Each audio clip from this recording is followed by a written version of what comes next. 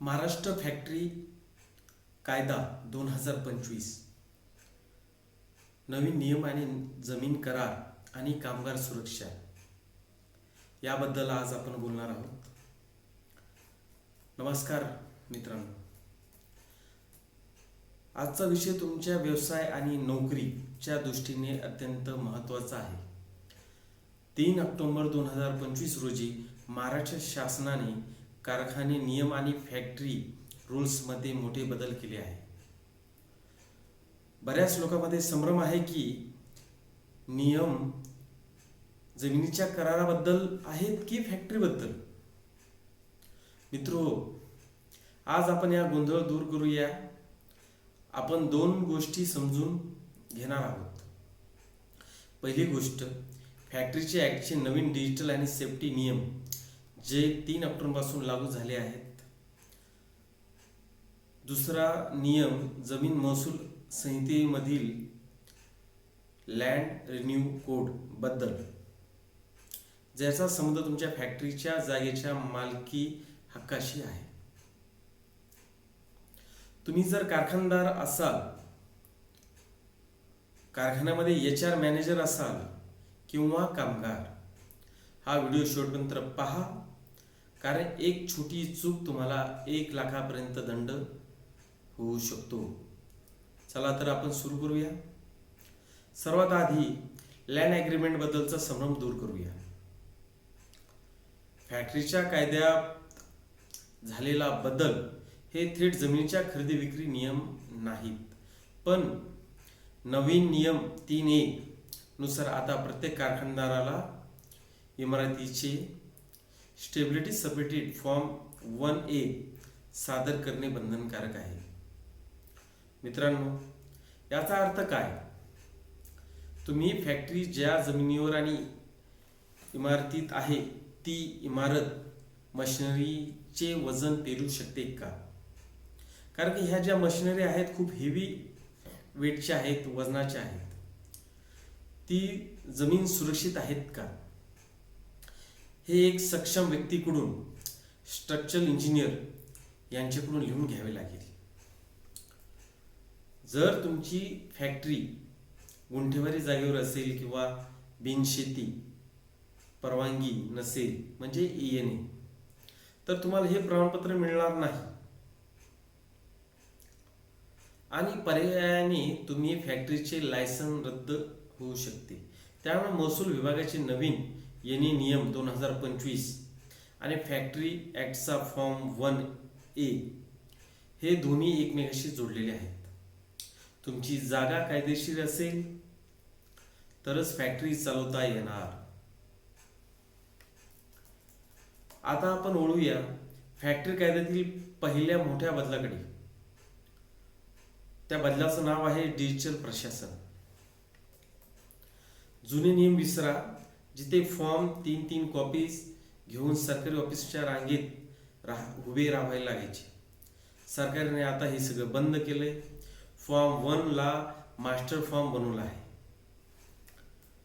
तुम्हाला नवीन लायसन काढायचे असो, रिन्युअल करायचे असो किंवा मॅनेजमेंट बदलायचे असो, आता फक्त फॉर्म 1 ऑनलाईन भरायचा आहे. ही सगळी प्रक्रिया शासनाने ऑनलाईन केलेली आहे, सोपी केलेली आहे. हे करण्यासाठी तुम्हाला LMS पोर्टलवर, म्हणजे lms.mahaonline.government.in ह्या वेबसाईटवर तुम्हाला लॉग इन करावे लागेल.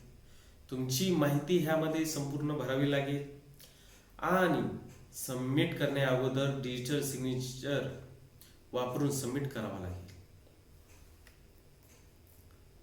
यामध्ये महत्त्वाचे, आता लायसन्सची फी सुद्धा ऑनलाईन भरायची आहे. फीची रक्कम आता तुमच्या कारखान्यातील हॉर्स पॉवर HP आणि कामगार संख्या ह्यावर ठरेल. जुन्या दरामध्ये वाढ झाली आहे, त्यामुळे पोर्टलवर ऑटोमॅटिक कॅल्क्युलेटर आहे. ते तुम्हाला किती फी भरणा करायची आहे याची माहिती त्या वेबसाईटवर तुम्हाला भेटून जाईल. आता दुसरा ऐतिहासिक बदल काय आहे, तर तो बदल हा महिलांसाठी रात्रपाळी विषयामध्ये केलेला आहे. नवीन नियम मध्ये 102B नुसार आता महिला कामगार रात्री 7 ते सकाळी 6 या वेळेत काम करू शकतात. यामुळे उत्पादनात वाढेल, पण कारखानदारावर मोठी जबाबदारी आली आहे. तुम्हाला खालील 5 अटी पाळाव्या लागतील. पहिली गोष्ट संमती, कन्सेंट. महिलेची लेखी संमती घेणे अनिवार्य केलेलं आहे. जबरदस्ती कोणत्याही महिलेला केलेली चालणार नाही. दुसरा नियम वाहतूकचा आहे. महिलेच्या राहत्या घरापासून तिच्या दारापासून फॅक्टरीपर्यंत आणणे आणि सोडणे ही जबाबदारी आता फॅक्टरी मालकाची आहे. आणि ज्या गाडीमध्ये हे नेणं आणणं करणार आहेत त्या गाडीला GPS बसवणं बंधनकारक आहे. तिसरा नियम आहे कमीत कमी 2 महिला रात्रीच्या वेळी एका विभागात किंवा शिफ्टमध्ये कमीत कमी 2 महिला असल्याच पाहिजे. एकटी महिला काम करू शकणार नाही या प्रकारचा नियम शासनाने घालून दिला आहे. चौथा नियम, जिथे महिला काम करतात तिथे CCTV कॅमेरे असणे बंधनकारक आहे आणि त्याचे फुटेज त्या कंपनी मालकाने या संबंधित कंपनीने 45 दिवस सांभाळून ठेवावे लागेल. 5वा नियम, दर 2 महिन्यांनी महिलांच्या सुरक्षेचा आढावा घेण्यासाठी महिला तक्रार निवारण समितीची बैठक घ्यावी लागेल. तसेच गर्भवती महिलांना धोकादायक रासायनिक किंवा पॅकेजिंग सारख्या कामात ठेवण्यासाठी सक्त मनाई शासनाने केलेली आहे. ह्याचा उल्लेख रूल 114A मध्ये नमूद केलेला आहे. ह्या सगळ्या बदलमध्ये तिसरा अमूल्य बदल आहे कामगाराच्या आरोग्याबद्दल. तुम्हाला माहित आहे का, 45 वर्षानंतर BP, शुगरचे आजार खूप वाढतात आणि ह्यामुळे अपघात होण्याची शक्यता दाट आहे. म्हणून नवीन नियम 18A त्याच्यामध्ये असं नमूद केलं आहे की कारखान्यातील 45 वर्षातील सर्व कामगारांचे दरवर्षी मेडिकल टेस्ट करणे बंधनकारक आहे. याचा संपूर्ण खर्च मालकाने जो फॅक्टरी चालवतोय त्याने केला पाहिजे. आणि रिपोर्ट फॉर्म 7A मध्ये ऑनलाईन पोर्टलमध्ये ह्या सगळ्या गोष्टी त्यांनी अहवाल अपलोड केला पाहिजे, जेणेकरून ह्या सगळ्या गोष्टीची माहिती शासनाला होईल. आणि हो, सुरक्षेसाठी फक्त कागदी प्लॅन नको, आता दर महिन्याने मॉक ड्रिल करणे अनिवार्य आहे. जर एखाद्या फॅक्टरीला आग लागली तर काय करायची याची प्रॅक्टिस कामगारांना, कर्मचाऱ्यांना झाली पाहिजे आणि त्याचा रिपोर्ट 15 दिवसात सरकारला पाठवावा. हे शासनाने बंधनकारक केलेलं आहे. रिपोर्ट न पाठवल्यास कडक कारवाई शासन हे त्या कंपनीवर करणार आहे. तर मित्रांनो, हे आहेत 2025 चे नवीन नियम. थोडक्यात सांगायचे तर जमीनच्या सुरक्षिततेसाठी फॉर्म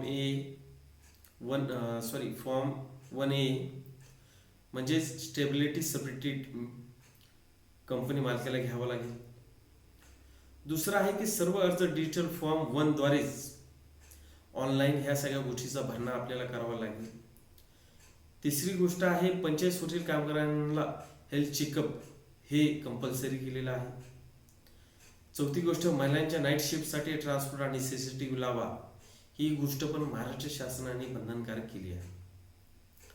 5वी गोष्ट, दर 6 महिन्याला मॉक ड्रिल करा, जेणेकरून कंपनीला, फॅक्टरीला आग लागली, आपत्कालीन परिस्थिती निर्माण झाली तर कर्मचारी, अधिकारी यांना ह्या सगळ्या गोष्टीतून त्यांचा बचाव करता येईल.